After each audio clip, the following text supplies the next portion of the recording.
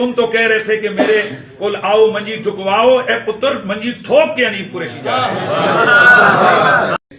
اپنے ملکی اداروں سے ایک سوال کر رہا ہوں، میں ڈسٹرکٹ جیلم کی جو پولیس ہے اس سے، اور جو ہمارے بقا اور سلامتی کے ادارے ہیں ان سے، کہ جناب آپ تو لگے ہوئے ہیں، سینکڑوں ہزاروں فوجی آپ نے مروا دیے ہیں آپریشن کر کے کہ ہم تکفیریوں کا خاتمہ کر رہے ہیں، تو ایک ایسا تکفیری کہ جو آپ کے بالکل بغل کے نیچے ہے اور وہ اتنی بڑی ہے تو کسی آپ کے جنرل کرنل کو کافر کہہ رہے ہیں، اور وہ تو خواجہ غریب النواز کی تکفیر کر رہا ہے، وہ تو اولیاء کرام کی تکفیر کر رہا ہے، وہ تو صحابہ کرام کو بدمعاش کہہ رہا ہے، نہ جانے وہ کیا کیا بکواس کر رہا ہے۔ مطلب آپ کیا چاہتے ہیں ہم کیا کریں؟ کیا مطلب ہم کیا کریں؟ مجھے بتائیں آپ لوگ اس کا حل کیا ہے؟ جب ریاست اپنا کام نہیں کرتی، ہم آئے ہیں ہمارے سامنے بیٹھے وہ بھی نہیں ہوتا ہے، اب بتائیں ہم کیا کریں اس کا؟ خدا کے لیے اس ملک کا لحاظ رکھیں، آپ اس ملک کے اوپر مہربانی کریں آپ لوگ۔ یہ مذاق ہے کہ داتا صاحب کو ملعون کہہ رہا ہے، خواجہ غریب النواز کو وہ گستاخ رسول کہہ رہا ہے، یہ مذاق ہے۔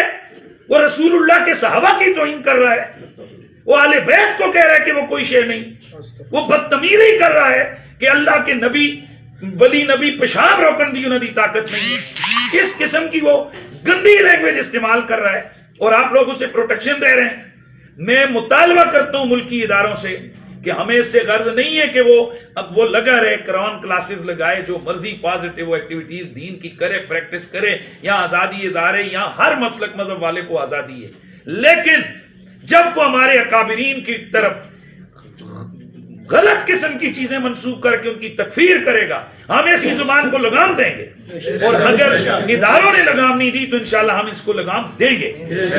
آج ادارے دیکھ رہے ہیں، آپ تمام صحافی لوگ گواہ ہیں کہ ہم نے پرامن ترین انداز سے اس ایونٹ کو کنٹرول کیا ہے، اور حضرت تاجدار گولڑا، صحابہ کرام، غوث پاک، حضرت خواجہ غریب النواز، حضرت داتا سرکار اور تمام اللہ کی جو مقدس نیک بندے ہیں، ان کی ارواح کے تصرف، ان کی برکت کے صدقے، مرزا صاحب تم مانو نہ مانو یہ ہوتا ہے تصرف اور یہ ہوتی ہیں برکتیں۔ تم تو کہہ رہے تھے کہ میرے کل آؤ منجی ٹھکواؤ، اے پتر منجی ٹھوک کے نہیں پورے جا رہے۔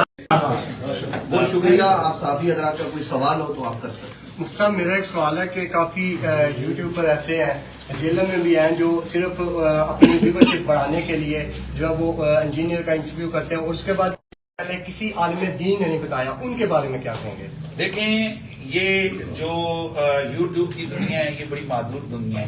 آج اگر یہ ویب سائٹ کسی وجہ سے ختم ہو جائے، یا سوشل میڈیا کے یہ نیٹ ورک، کئی ایسے نیٹ ورک ہیں جو ختم ہو گئے، یہ ختم ہو جائے، پھر یہ لوگ کیا کریں گے؟ کیا مرنا نہیں ہے سب نے؟ قبر قیامت نہیں ہے؟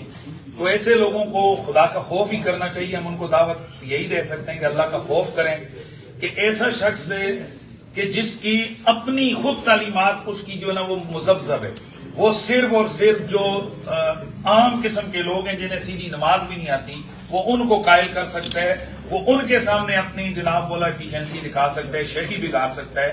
میں دعوے سے کہتا ہوں کہ وہ کسی بھی مسلک کے کسی ذمہ دار عالم کے سامنے جو جس نے درسیات پڑھی ہوں، میں یہاں تک کہتا ہوں کہ آپ لوگ بچے کو پہلے دن جا کر سکھاتے ہیں PLE، میں ہمارے مدارس میں سب سے پہلے بچوں کو صرف نحو سکھاتے ہیں، وہ زہرا بھائی یادری وہ پڑھاتے ہیں۔